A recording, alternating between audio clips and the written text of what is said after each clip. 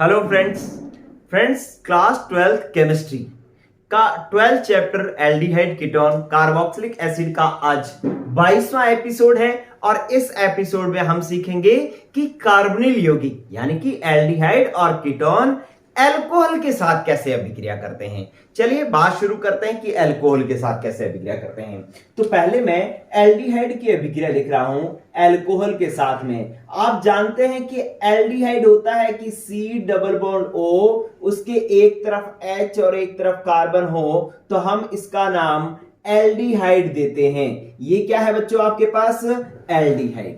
ठीक है, इसकी अभिक्रिया आपने किसके साथ करवानी है? अल्कोहल के साथ में करवानी है। तो CH3OH ये मेरे पास क्या हो गया बच्चों? अल्कोहल हो गया। तो इन दो, ये कार्बोनिल यौगिक है मतलब एल्डिहाइड है, इसकी अभिक्रिया मैं अल्कोहल के साथ करवा रहा हूं। तो देखिए ये अभिक्रिया किस प्रकार से होगी। ये अभिक्रिया होती है किसकी उपस्थिति में? HCl गैस की उपस्थिति में ये अभिक्रिया होती है। और अभिक्रिया कैसे होगी आप सब लोग जानते हो कि शुरू से अपने क्या सीख रहे हैं? ये सीख रहे हैं बच्चों कि यहां पर कार्बन पर जो है वो प्लस आएगा और ऑक्सीजन पर माइनस आएगा, जब ये बंद आउट करके ऑक्सीजन पर जाएगा। और इधर अल्कोहल में H प्लस होता है और CO माइनस होता है। तो अब हम जानते हैं कि प्लस किस पर जुड़ता है? माइनस पर। और माइनस किस पर जुड़ता है? प्लस पर। तो देखें क्या होगा कि जो हमारा ये CH3O माइनस है वो तो इस कार्बन प्लस पर जुड़ेगा और जो H प्लस है वो O माइनस पर जुड़ेगा। और अभिक्रिया इस प्रकार से हो जाएगी, इस प्रकार से हो जाएगी बच्चों कि मैंने ऐसे लिखा C, यहां पर CH3, यहां पर H। अब ये जो O था इस O के साथ ये वाला H जुड़ गया और इस कार्बन के साथ में OCH3 जुड़ गया, OCH3 जुड़ गया।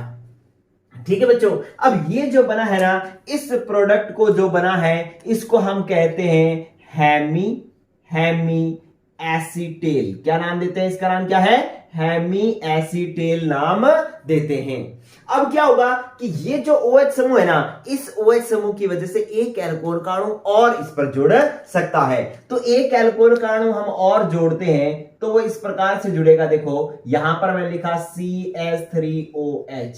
अब ये जो अल्कोहल का अणु जुड़ेगा ना वो इस तरीके से जुड़ेगा कि इसका H और ये वाला OH माइनस कर देगा H2O और ये जो CH3 है ना वो इस O के साथ में जुड़ जाएगा। और अब क्या बन जाएगा?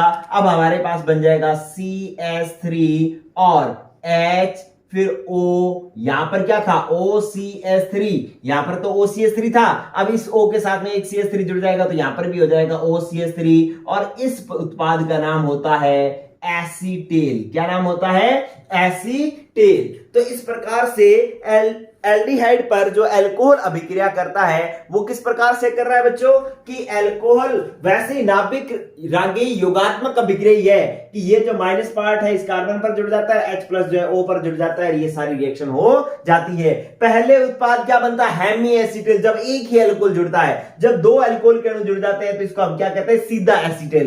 पहले हेमी एसीटेल फिर सीधा एसीटेल। ठीक है, तो इस प्रकार से एल्डिहाइड क्रिया करता है। इसको आप जो है बच्चों एक ले लें इसका स्क्रीनशॉट। अब मैं एक अभिक्रिया लिखवाता हूं कीटोन के साथ में, यही वाली अभिक्रिया कीटोन के साथ में लिखवाता हूं। चलिए, तो इसका स्क्रीनशॉट हो गया। अब मैं इसी के अंदर बदलाव कर रहा हूं। क्या कर रहा हूं मैं बच्चों? चलो कीटोन के साथ, ये एल्डिहाइड की अभिक्रिया तो हो गई। अब कीटोन की अल्कोहल के साथ अभिक्रिया किस प्रकार से होती है।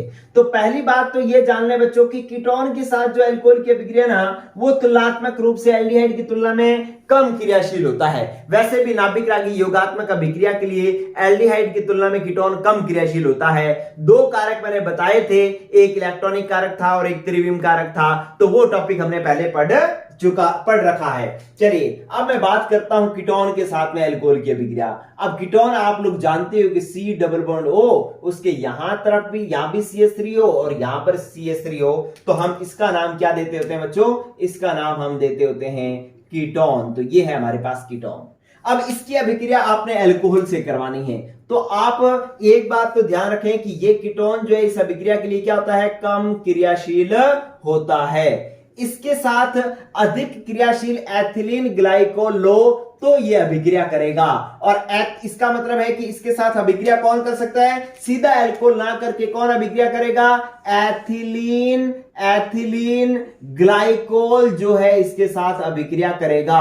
अब आप जाने कि एथिलीन ग्लाइकोल कैसा होता है। एथिलीन ग्लाइकोल बच्चों ऐसा होता है कि मैंने लिखा CH2 और यहां पर भी लिखा CH2, यहां पर लिखा OH। इस दोनों कार्बनों पर अगर OH जुड़ा हुआ हो तो ये फॉर्मूला हो जाता है एथिलीन ग्लाइकोल का। तो आप देखें कि ये जो एथिलीन ग्लाइकोल होता है ना, तो लाभदायक रूप से ये अधिक क्रियाशील होने के कारण ये क्या करता है कि कम क्रियाशील कीटोन पर अभिक्रिया कर लेता है। और अभिक्रिया कैसे होगी, अभिक्रिया इस प्रकार से होगी कि इसका H ये दोनों H इस O के साथ में H2O निकाल देंगे।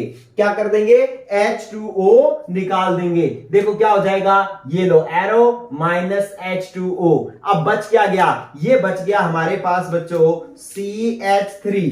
देखो क्या बच गया, ये C इधर CH3 और इधर CH3, ठीक है। अब ये O तो निकल गया, अब इधर एक से लगता एक से लगता, ये O निकल गया, ये दो H निकल गए। तो इस कार्बन से एक तो ये वाला O जुड़ रखा है और एक इस कार्बन से ये वाला O जुड़ रखा है। अब इस O से आगे क्या जुड़ा हुआ है, CH2, और इससे भी क्या जुड़ा हुआ है, CH2, और उन्होंने आपस में भी बंध बना रखा है। तो इस प्रकार से ये चक्रीय यौगिक बन गया। चक्रीय यौगिक बन गया तो इसके नाम के आगे मैं चक्रीय लगाऊं, ये लो मैंने इसके नाम के आगे क्या लगा दिया, चक्रीय, क्योंकि चक्रीय उत्पाद बन रहा है। और ये क्या बन, कीटोन से बना है, तो इसलिए हम इसको क्या नाम दे रहे हैं, कीटेल। क्या नाम दे रहे हैं, कीटेल। गौर करो बात, एल्डिहाइड से एसीटेल, कीटोन से कीटेल, ठीक है। अगर एक ही तरफ OH और OCH3 जुड़ा होता तो हम इसको हेमीकीटेल कहते, लेकिन दोनों तरफ ये एल्किल समूह O एल्किल समूह जुड़ गए तो हम इसको क्या कर रहे हैं, कीटेल कह रहे हैं। और चक्रीय यौगिक बन रहा है इसलिए हम इसको कह रहे हैं चक्रीय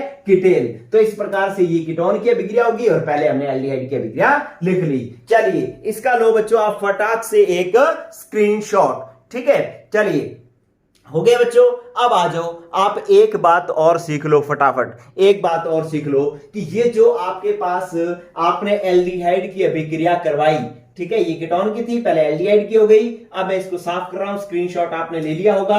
आसान सी जो है वो ये दो रिएक्शंस हैं। अब एक चीज और सीख लो बच्चों, क्या है कि ये जो चक्रीय अपने कीटेल बनता है या हेमी एसिटेल या एसिटेल बनता है, इसकी अम्लीय माध्यम में जल अपघटन कराओ ना तो वापस एल्डिहाइड और एल्कोहल वापस प्राप्त हो जाते हैं। मतलब एक प्रकार से उत्क्रमणीय अभिक्रिया हो जाती है। कैसे होती है अभिक्रिया, देखो कि आपके पास जो एसिटेल जो बना था, एसिटेल का फॉर्मूला क्या था, इस प्रकार से था। एसिटेल ये था CH3, यहां पर था H और यहां पर था OCH3 और यहां पर था OHCH3। ये क्या बना था, एसिटेल बना था। अगर इस एसिटेल का अम्लीय माध्यम में पुनः इसका जल अपघटन करवा दिया जाए, जल अपघटन होता है HOH मतलब H2O, आप इसका क्या करवा रहे हो, जल अपघटन करवा रहे हो। किस माध्यम में, अम्लीय माध्यम में। तो क्या होगा, ये इस तरीके से होगा बच्चों कि ये एक OCH3 है और एक ये CH3 है,